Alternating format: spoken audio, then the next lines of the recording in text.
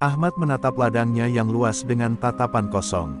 Tanah itu pernah menjadi sumber kehidupannya, memberi makan anak-anaknya, membayar biaya sekolah, dan menyimpan harapan untuk masa depan yang lebih baik. Namun, hari ini, tanah itu terasa seperti kutukan. Hasil panennya tetap melimpah, tetapi harga singkong terus anjlok.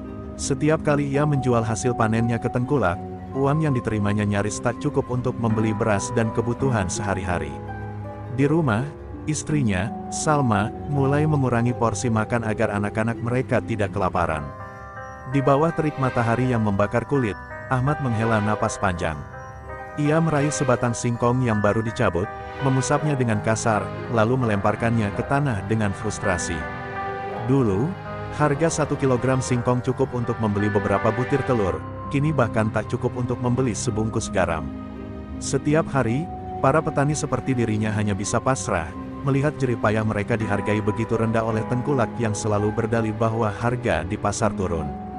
Turun dari mana? Gumam Ahmad lirih, menendang tanah kering di bawah kakinya. Di kejauhan, Pak Joko, tetangga sekaligus sahabatnya, berjalan mendekat dengan wajah muram. "Ahmad, aku habis dari pasar."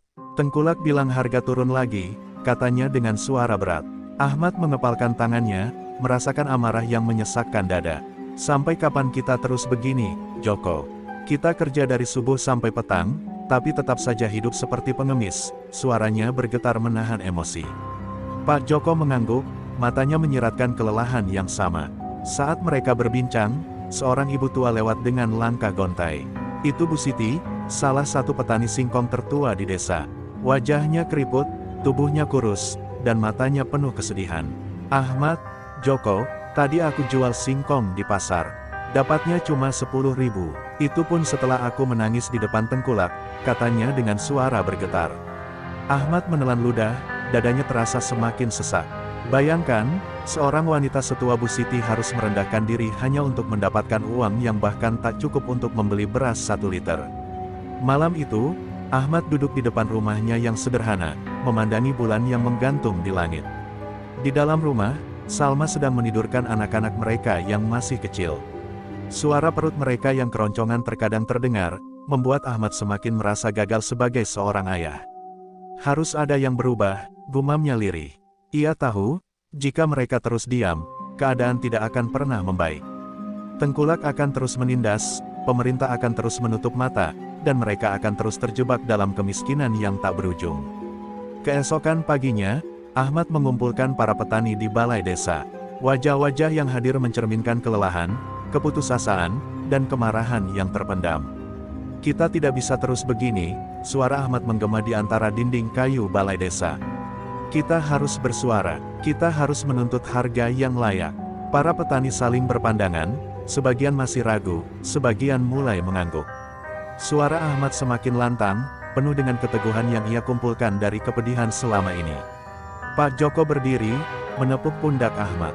"Aku bersamamu," katanya tegas. Satu persatu petani mulai menyatakan dukungan. Semangat mulai berkobar di antara mereka yang selama ini merasa tak berdaya. Untuk pertama kalinya dalam waktu yang lama, Ahmad merasakan harapan. Ini bukan hanya tentang harga singkong, ini tentang harga diri mereka sebagai petani. Mereka telah terlalu lama diinjak-injak. Sudah waktunya mereka bangkit dan memperjuangkan hak mereka sendiri. Di luar, angin berhembus kencang, menggoyangkan pepohonan di sekitar desa. Langit mendung, seakan ikut merasakan gejolak yang sedang tumbuh di hati para petani. Hari itu, sesuatu telah berubah di desa kecil itu. Sebuah perlawanan baru telah lahir. Ahmad berdiri di depan balai desa dengan dada bergemuruh. Puluhan pasang mata menatapnya, sebagian penuh harapan, sebagian lagi dipenuhi ketakutan. Para petani yang berkumpul itu tahu bahwa menuntut hak mereka bukan perkara mudah. Seumur hidup mereka telah terbiasa menerima nasib, menunduk di hadapan Tengkulak dan penguasa. Namun, malam itu, di bawah remang-remang lampu minyak, sesuatu di hati mereka berubah. Ahmad telah menyalakan api kecil dalam jiwa mereka, api perlawanan. "Kita tak bisa terus membiarkan ini terjadi," suara Ahmad menggema, penuh emosi yang ia tahan selama bertahun-tahun. "Kita yang menanam, kita yang memeras keringat, tapi mereka yang menentukan harga. Kita harus bersuara." Suasana balai desa semakin panas. Beberapa petani mengangguk, sementara yang lain masih ragu. Bu Siti, dengan tubuh rentanya, berdiri perlahan. Aku sudah tua, tapi aku tahu satu hal, jika kita terus diam, cucu-cucu kita akan mewarisi penderitaan ini. Suaranya bergetar, namun matanya penuh keyakinan. Pak Joko mengepalkan tangannya. Kita harus bergerak, kita harus bicara langsung ke pemerintah. Kalau perlu, kita pergi ke Bandar Lampung dan demo di depan kantor gubernur. Suasana semakin bergemuruh. Gagasan itu terasa gila bagi sebagian petani. Mereka hanya orang desa, tak pernah sekalipun berhadapan dengan pemerintah. Namun, apa pilihan mereka selain berjuang? Ahmad melihat kegelisahan itu dan maju selangkah. Aku tahu ini berat, aku tahu kita takut, tapi lebih menakutkan lagi kalau anak-anak kita tumbuh dalam kemiskinan karena kita tak berani melawan. Tiba-tiba, dari luar balai desa, seorang lelaki berlari tergesa-gesa. Nafasnya tersengal saat ia berseru, "Tengkulak tahu kita berkumpul. Mereka mengancam tidak akan membeli singkong kita lagi kalau kita berani macam-macam." Suasana hening seketika, para petani saling berpandangan, ketakutan mulai merayapi hati mereka. Jika Tengkulak benar-benar memboikot mereka, bagaimana mereka akan hidup? Ahmad mengepalkan tangan. Inilah yang mereka inginkan. Mereka ingin kita takut. Mereka ingin kita tetap miskin supaya mereka bisa terus menekan kita. Suaranya bergetar oleh kemarahan. Tapi kalau kita mundur sekarang, kita selamanya akan jadi budak mereka. Pak Joko mengangguk setuju. Kalau kita bersatu, mereka tak bisa menghentikan kita. Sedikit demi sedikit, keberanian mulai mengisi dada para petani. Mereka tahu mereka sedang menghadapi pertaruhan besar, tapi mereka juga tahu bahwa diam bukan lagi pilihan. Malam itu, di tengah angin yang berhembus dingin, para petani menyusun rencana. Mereka akan mengumpulkan lebih banyak dukungan, memastikan semua petani di desa lain juga mengetahui perjuangan mereka. Mereka akan meminta audiensi dengan pemerintah, dan jika tidak didengar, mereka akan turun ke jalan. Ahmad melihat satu persatu wajah di sekelilingnya. Mereka bukan lagi hanya sekumpulan petani miskin, mereka adalah pejuang. Namun, di kegelapan malam, ada mata-mata yang mengintai. Seseorang diam-diam meninggalkan balai desa, bergegas menuju rumah seorang tengkulak. Mereka mungkin telah menyalakan api perlawanan, tapi kini musuh mereka juga mulai bergerak. Perjuangan ini baru saja dimulai, dan Ahmad tahu, badai besar sedang menunggu mereka di depan. Malam masih pekat ketika Ahmad mendengar ketukan keras di pintu rumahnya. Ia terbangun dengan jantung berdebar, segera meraih lampu minyak dan berjalan ke pintu. Salma menatapnya cemas, matanya bertanya-tanya siapa yang datang di tengah malam begini. Saat Ahmad membuka pintu, ia mendapati Pak Joko berdiri di sana dengan wajah tegang. "Kita dalam masalah, Ahmad," suaranya parau, seperti baru saja berlari. Tanpa menunggu jawaban, Pak Joko masuk dan menutup pintu. "Ada orang yang mengkhianati kita. Tengkulak sudah tahu rencana kita, dan mereka tidak tinggal diam." Ahmad merasakan tubuhnya menegang. "Apa yang mereka lakukan?" tanyanya dengan suara rendah, seakan takut kata-kata itu akan membangunkan anak-anaknya yang sedang tidur. Pak Joko menghela napas berat. "Bu Siti tadi didatangi orang-orang suruhan Tengkulak. Mereka mengancam akan membakar ladangnya jika dia ikut aksi protes. Mereka juga menyebar isu kalau kita yang melawan akan diusir dari desa." Darah Ahmad mendidih mendengar itu. Ia sudah menduga mereka akan mendapat perlawanan, tapi ia tak menyangka ancaman akan sekejam ini. Dan bukan hanya Bu Siti, lanjut Pak Joko, beberapa petani lain juga didatangi. Ada yang dipaksa menandatangani surat pernyataan tidak akan ikut demo, ada yang diancam keluarganya. Suara Pak Joko bergetar, matanya penuh kemarahan. "Mereka ingin kita takut, Ahmad." Ahmad mengepalkan tangan, rasa takut mulai menyusup ke dalam hatinya, tetapi ia segera mengusirnya. "Kalau kita menyerah sekarang, maka selamanya kita akan hidup di bawah kaki mereka," katanya tegas. "Tapi tidak semua orang sekuat kamu, Ahmad," kata Salma yang sejak tadi mendengarkan. Matanya berkaca-kaca, cemas akan apa yang bisa terjadi pada suaminya dan para petani lain. "Mereka punya uang, mereka punya kekuasaan. Kita cuma petani miskin. Bagaimana kalau mereka benar-benar bertindak lebih jauh?" Ahmad menghela napas panjang dan menatap istrinya. Ia mengerti ketakutannya, dan dalam hati, ia pun merasa hal yang sama. Tapi mundur bukan pilihan. Kita sudah terlalu lama hidup dalam ketakutan, Salma. Jika bukan kita yang melawan, siapa lagi? Ahmad menatap Pak Joko dengan tatapan penuh tekad. Besok kita kumpulkan petani lagi. Kita harus pastikan bahwa mereka tidak gentar dengan ancaman ini. Namun, malam itu tak berlalu dengan tenang. Menjelang subuh, terdengar teriakan dari rumah Bu Siti.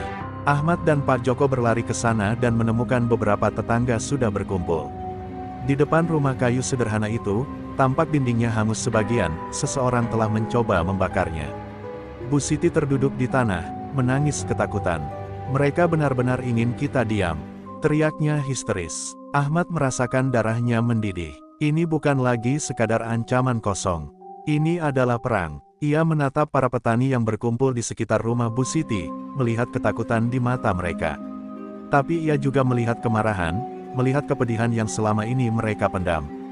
Jika mereka pikir ini akan membuat kita mundur, kata Ahmad dengan suara lantang, mereka salah besar. Di bawah cahaya pagi yang mulai merekah, Ahmad tahu bahwa titik balik telah tiba. Perjuangan ini bukan lagi hanya soal harga singkong. Ini adalah soal harga diri. Dan tak peduli seberapa besar risiko yang mereka hadapi, mereka tidak akan mundur. Ahmad berdiri di depan rumah Bu Siti yang masih menghitam akibat percobaan pembakaran semalam. Para petani berkumpul dengan wajah muram, sebagian berbisik takut, sebagian lagi marah. Keheningan pecah ketika Pak Joko angkat bicara. Ini sudah keterlaluan, jika kita tetap diam, mereka akan semakin berani. Serunya, Ahmad mengangguk. Ini waktunya kita bergerak. Kita tak bisa hanya menunggu. Kita harus pergi ke Bandar Lampung dan menuntut keadilan. Suasana langsung riuh. Beberapa petani ragu, tetapi lebih banyak yang mendukung. Ahmad tahu keputusan ini berisiko besar, tapi mereka tidak punya pilihan lain. Mereka mengumpulkan uang seadanya, menjual beberapa barang untuk biaya perjalanan. Bahkan anak-anak mereka ikut menyumbangkan uang tabungan kecil mereka. Pergilah, ayah, perjuangkan hak kita, bisik putra Ahmad, Ali, sambil menyerahkan beberapa lembar uang lusuh yang ia kumpulkan dari hasil membantu ibunya berjualan. Pisang goreng, Ahmad mengepalkan rahangnya, menahan air mata. Keesokan harinya, saat fajar masih malu-malu muncul, belasan petani naik ke truk reyot milik seorang warga yang bersedia membantu mereka. Beberapa petani lain memilih naik sepeda motor, sementara sisanya akan menyusul dengan angkutan umum. Saat truk mulai melaju di jalanan berdebu, Salma berdiri di tepi jalan bersama istri-istri petani lainnya, melambaikan tangan dengan wajah cemas. Jaga dirimu, Ahmad, suaranya lirih, hampir tak terdengar. Ahmad hanya bisa membalas dengan anggukan penuh tekad. Perjalanan ke Bandar Lampung terasa panjang dan melelahkan. Matahari semakin tinggi, panasnya menusuk kulit. Beberapa petani mengipas-ngipas wajah mereka dengan kain, sementara yang lain hanya duduk diam, tenggelam dalam pikirannya masing-masing. Mereka tahu, ini bukan sekadar perjalanan biasa. Ini adalah pertaruhan. Jika mereka gagal, bukan hanya mereka yang menderita, keluarga mereka di rumah juga akan menerima akibatnya. Saat mereka mendekati perbatasan kota, sebuah mobil hitam melaju kencang dan memotong laju truk mereka secara mendadak.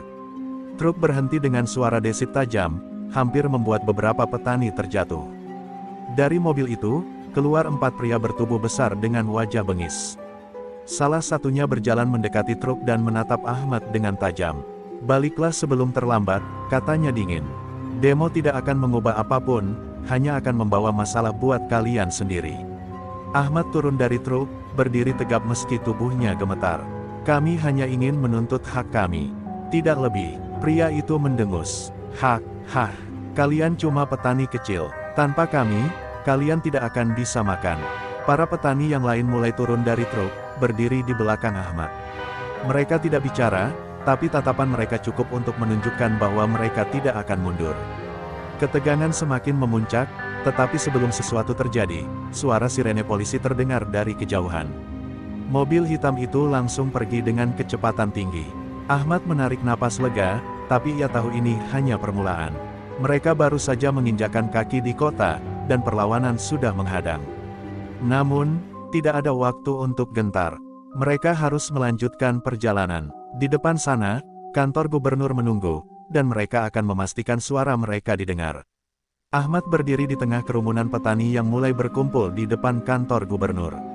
Matahari siang menyengat, tetapi itu bukan halangan bagi mereka. Wajah-wajah yang lelah setelah perjalanan panjang kini dipenuhi tekad. Mereka membawa spanduk sederhana bertuliskan, "Kami butuh harga layak." Dan, "Jangan mencekik petani." Suara mereka menggema di sepanjang jalanan kota, menarik perhatian warga sekitar. Beberapa petugas kepolisian mulai berdatangan, membentuk barikade di depan gedung pemerintahan. Seorang perwira mendekati Ahmad dan Pak Joko. "Silakan bubar, Pak. Aksi ini tidak berizin," katanya tegas. Ahmad menatapnya tajam. "Kami hanya ingin bertemu gubernur, menyampaikan suara kami," katanya dengan nada setenang mungkin, meski dalam hatinya ia tahu perlawanan semakin dekat. Tiba-tiba, seorang pria berpakaian rapi keluar dari gedung dengan beberapa staf di belakangnya. Ia adalah salah satu pejabat pemerintah. Tanpa senyum, ia berkata, "Kami sudah menerima laporan kalian. Percayalah, pemerintah sedang berusaha mencari solusi terbaik." Suasana mendadak hening. Lalu, suara tawa sinis terdengar dari kerumunan petani. "Berusaha, kami sudah menunggu bertahun-tahun, tapi harga singkong terus turun," teriak seorang petani dengan mata merah penuh amarah. "Anak-anak kami kelaparan, kami hidup dari utang. Dan kalian bilang sedang berusaha." Suasana mulai memanas. Para petani meneriakkan tuntutan mereka semakin keras. Pejabat itu tampak gelisah, melirik ke arah polisi yang berjaga. Ia lalu berbisik kepada salah satu stafnya, sebelum kembali menatap Ahmad. "Kami akan menjadwalkan pertemuan, tapi tidak sekarang. Silakan pulang dan tunggu kabar dari kami," katanya, lalu berbalik hendak masuk kembali ke gedung. Ahmad merasakan darahnya mendidih. Ia melangkah maju, suaranya bergetar menahan emosi.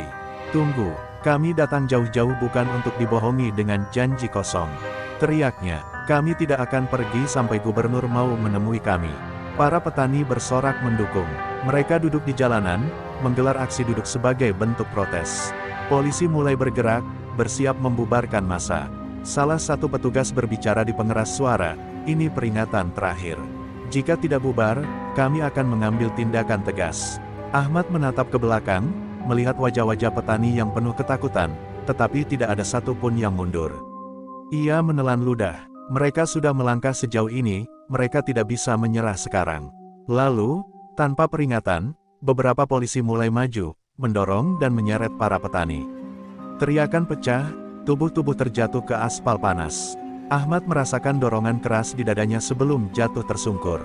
Dari sudut matanya, ia melihat Pak Joko dipukul hingga tersungkur, sementara Bu Siti menjerit saat seorang petugas menariknya dengan kasar.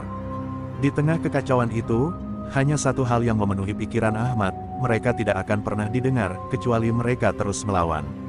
Ahmad merasakan rasa perih di sudut bibirnya. Ia menyeka darah yang mengalir dari luka akibat pukulan polisi tadi. Di sekelilingnya, petani-petani lain terhuyung-huyung bangkit dari aspal yang panas. Beberapa menangis, beberapa menggerutu, dan sebagian hanya diam dengan tatapan kosong. Bu Siti duduk bersandar di trotoar, tubuhnya bergetar ketakutan. Pak Joko masih terbaring di tanah, mengerang kesakitan setelah dihantam popor senjata. Ahmad mengepalkan tangan. "Mereka ingin kita takut," suaranya parau tetapi penuh tekad. "Tapi kita tidak akan mundur." Para petani yang mendengar itu mulai berdiri kembali, meskipun tubuh mereka penuh luka dan lebam. Amarah mereka jauh lebih besar daripada rasa sakit. Mereka datang ke kota ini untuk menuntut hak mereka, dan mereka tidak akan pulang dengan tangan kosong. Di sisi lain barikade, pejabat pemerintah kembali muncul, kali ini dengan ekspresi tegang. Ia melihat keadaan para petani yang babak belur dan menoleh ke arah polisi yang masih bersiaga. "Cukup," serunya, "hentikan ini." Ia lalu menatap Ahmad. "Apa sebenarnya yang kalian inginkan?" Suaranya terdengar lebih lembut, mungkin karena ia mulai sadar bahwa kekerasan hanya akan memperburuk keadaan. Ahmad berdiri tegap meskipun tubuhnya masih terasa sakit. "Kami hanya ingin harga singkong yang layak," katanya dengan suara yang bergetar, bukan karena takut, tetapi karena emosi yang ia tahan selama ini. "Kami ingin pemerintah berhenti membiarkan tengkulak menindas kami. Kami ingin hak kami sebagai petani dihormati." Suasana menjadi hening. Pejabat itu menatapnya, lalu menghela napas panjang. "Baik," katanya akhirnya, "saya akan mengatur pertemuan dengan gubernur. Tapi kalian harus membubarkan aksi ini sekarang." Para petani saling berpandangan. Ini yang mereka inginkan, kesempatan untuk berbicara langsung kepada pemimpin mereka. Namun, bagaimana jika ini hanya janji kosong lain? Bagaimana jika setelah mereka pulang, mereka kembali dilupakan? Ahmad menatap mata petani lain, membaca keraguan di wajah mereka. Lalu, ia mengangguk. Kami akan pergi, tapi kami menuntut kepastian. Kapan pertemuan itu akan terjadi? Pejabat itu tampak berpikir sejenak sebelum menjawab, besok pagi, di kantor gubernur. Kami akan mengundang perwakilan kalian untuk berdiskusi. Ahmad akhirnya mengangguk, meskipun dalam hatinya masih ada sedikit keraguan. Para petani mulai mundur perlahan, meninggalkan halaman kantor gubernur dengan tubuh lelah dan hati penuh pertanyaan. Apakah ini kemenangan kecil, ataukah hanya jebakan lain dari mereka yang berkuasa? Satu hal yang pasti, perjuangan mereka belum berakhir. Ahmad duduk di ruang tunggu kantor gubernur, tangannya mengepal di atas lutut. Udara di ruangan itu sejuk dari pendingin ruangan, tetapi tubuhnya terasa panas oleh gelombang emosi yang sulit dikendalikan. Di sampingnya, Pak Joko masih mengelus luka di pelipisnya, sementara beberapa petani lain duduk dengan wajah tegang. Ini adalah saat yang mereka tunggu, pertemuan dengan gubernur, tetapi ketidakpastian menggantung di udara. Pintu ruang rapat akhirnya terbuka, dan seorang staf mempersilakan mereka masuk. Ahmad menarik napas dalam-dalam sebelum melangkah ke dalam ruangan besar dengan meja panjang. Di ujung meja, duduk seorang pria berkemeja putih dengan ekspresi serius, Gubernur Lampung. Di sampingnya, beberapa pejabat pemerintah duduk dengan wajah datar, seperti sedang menghadiri pertemuan biasa, bukan mendengar jeritan rakyatnya. Ahmad berdiri tegap, menatap langsung ke arah gubernur. Kami datang jauh-jauh untuk keadilan, suaranya tajam, tanpa basa-basi. Petani singkong di Lampung sudah terlalu lama tertindas. Tengkulak memainkan harga sesuka hati, dan pemerintah seolah menutup mata. Kami ingin jaminan harga yang layak. Gubernur mendengus pelan, lalu melirik ke arah pejabat di sampingnya. Kami memahami kekhawatiran kalian, katanya dengan nada datar. Tapi ini bukan perkara mudah. Harga singkong dipengaruhi banyak faktor, termasuk pasar global. Kami tidak bisa serta-merta mengatur harga sesuai keinginan kalian. Ahmad mengepalkan tangannya di bawah meja. Jangan bicara soal pasar global jika di desa kami, harga singkong turun bukan karena pasar, tapi karena permainan tengkulak. Serunya, kami bekerja siang malam, membanting tulang di ladang, tetapi yang menikmati keuntungan adalah mereka yang duduk di atas. Bukankah tugas pemerintah melindungi rakyatnya? Ruangan mendadak sunyi. Beberapa pejabat tampak gelisah. Gubernur menghela napas panjang, lalu berkata, kami bisa mempertimbangkan subsidi atau kebijakan harga minimum, tapi itu butuh waktu. Kami tidak bisa menjanjikan solusi instan. Pak Joko yang sejak tadi diam tiba-tiba bersuara, suaranya serak penuh amarah.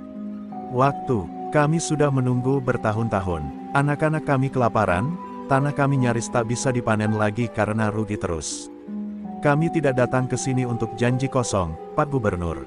Kami datang untuk memastikan perubahan terjadi sekarang.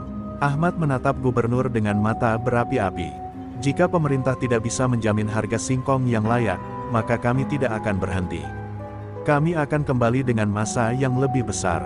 Kami akan duduk di jalanan hingga kalian mendengar suara kami. Kami tidak takut lagi. Gubernur akhirnya menatap Ahmad dengan sorot mata yang sulit dibaca. Ia tahu ancaman itu bukan main-main. Para petani ini sudah sampai di titik di mana mereka lebih memilih melawan daripada tunduk. Dengan suara yang lebih serius, ia berkata, beri kami waktu 1 minggu. Kami akan mengeluarkan kebijakan sementara untuk menstabilkan harga dan menindak tengkulak yang bermain curang. Ahmad menatapnya lama. 1 minggu, itu bukan janji kosong yang bisa mereka percayai begitu saja, tapi ini juga bukan akhir. Dengan berat hati, ia mengangguk. Kami akan menunggu, tapi ingat, kami tidak akan diam jika kalian mengingkari janji ini. Ketika mereka keluar dari kantor gubernur, matahari siang menyambut mereka dengan terik yang menyengat. Para petani yang menunggu di luar segera mengerubungi Ahmad, menanyakan hasil pertemuan. Ahmad menatap wajah-wajah mereka yang penuh harapan dan kelelahan. Mereka berjanji akan bertindak dalam 1 minggu, katanya lantang. Tapi jika mereka mengingkari, kita akan kembali. Sorak-sorai menggema di udara. Mereka tahu perjuangan ini belum selesai.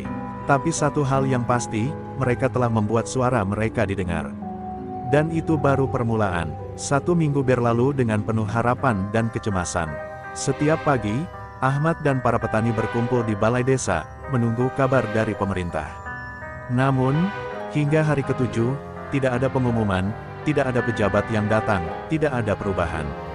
Harga singkong tetap anjlok, tengkulak masih berkuasa, dan para petani tetap menderita. Pak Joko, yang sejak awal menaruh sedikit harapan pada janji pemerintah, kini tak bisa lagi menahan emosinya. Mereka menipu kita, Ahmad. Seperti yang sudah kita duga. Suaranya bergetar menahan amarah. Di sekeliling mereka, petani-petani lain mulai bergumam, wajah-wajah mereka berubah dari harapan menjadi kemarahan. Bu Siti, yang ladangnya hampir habis karena utang, menangis terseduh-seduh. Kalau begini terus, kita akan kehilangan segalanya. Aku sudah menjual perhiasan, ternak, bahkan perabot rumah. Sampai kapan kita harus bertahan? Keluhan itu memicu gelombang emosi yang lebih besar di antara mereka. Suasana semakin panas. Ahmad mengepalkan tangannya. Ia tahu ini saatnya bertindak. Kita tidak bisa menunggu lagi. Suaranya menggema, membuat semua mata tertuju padanya. Mereka pikir kita akan diam dan menerima nasib ini. Tidak, kita harus kembali ke kota, lebih banyak, lebih kuat, dan kali ini kita tidak akan pulang sebelum tuntutan kita dipenuhi. Sorak-sorai menggema di antara para petani. Mereka telah lelah menjadi korban. Mereka tahu bahwa kali ini, mereka tidak hanya akan datang sebagai sekelompok petani kecil yang meminta belas kasihan, mereka akan datang sebagai gelombang yang tidak bisa diabaikan. Malam itu, pertemuan darurat digelar. Para pemuda desa bersedia ikut serta, membawa truk dan kendaraan seadanya. Para ibu menyiapkan bekal, sementara yang lain menyebarkan kabar ke desa-desa sekitar. Esok hari, mereka tidak hanya akan datang sebagai perwakilan, mereka akan membawa ratusan petani dari berbagai wilayah yang mengalami nasib serupa.